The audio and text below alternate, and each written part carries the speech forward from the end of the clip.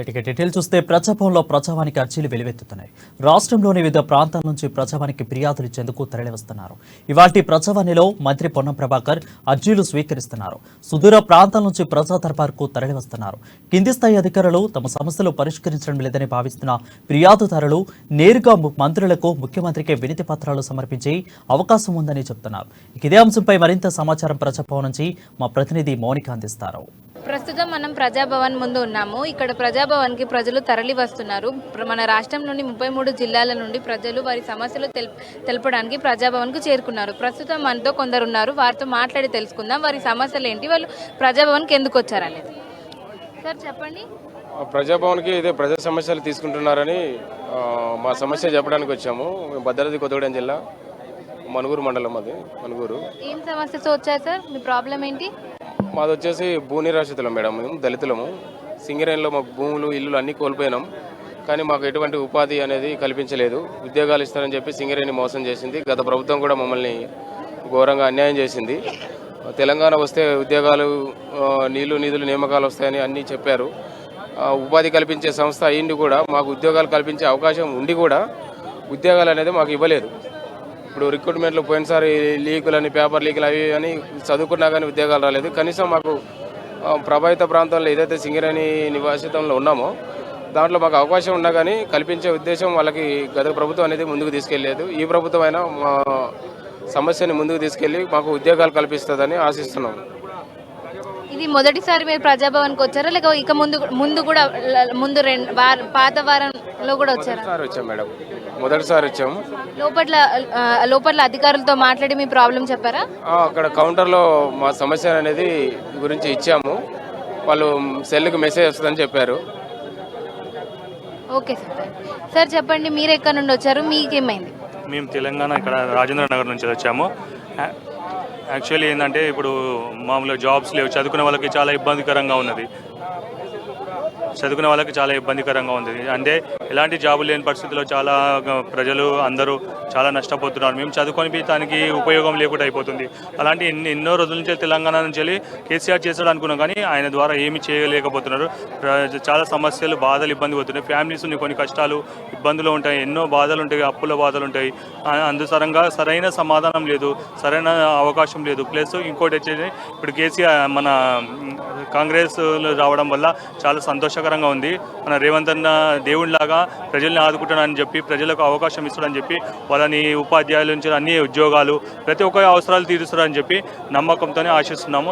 తన అందరికంటే దేవుడు లాంటి వాడు, తనని అందరూ ప్రోత్సహించదు, ఆయన సక్రమంగా చేయగలుగుతాడు, చేస్తాడు అని నమ్మకం ఉంది మాకు. సార్ చెప్పండి, మీరు ఎక్కడ నుండి వచ్చారు, మీ సమస్య ఏంటి? మేము నక్క కృష్ణ యాదవ్ అండి. మాది చీర్యాల విలేజ్, కీసర్ మండలంలో 2 ఎకరాల 5 గుంటలు కొనుగోలు చేసిన.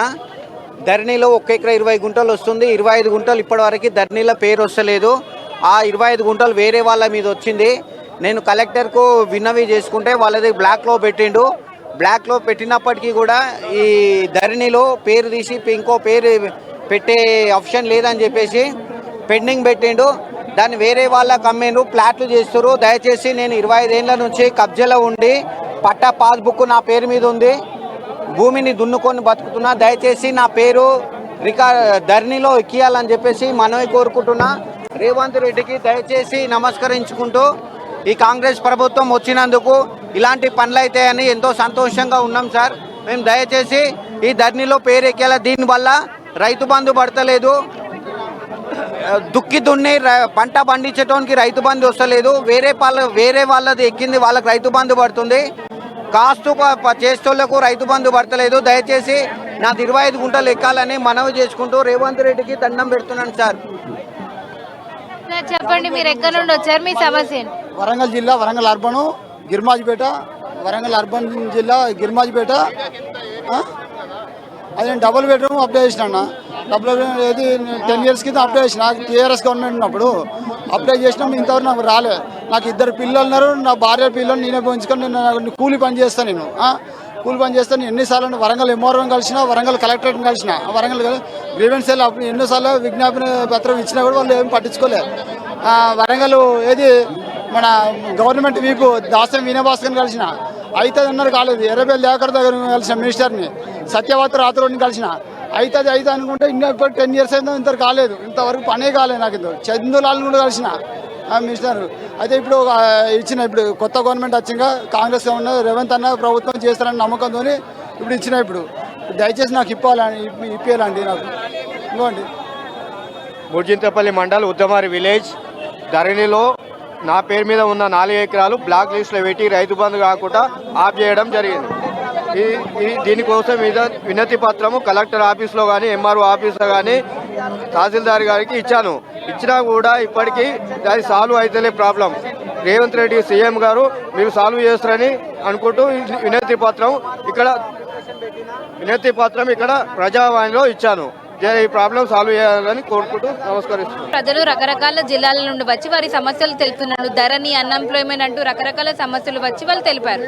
వీడియో జర్నలిస్ట్ వంశీతో మౌనిక, అమ్మా న్యూస్, హైదరాబాద్.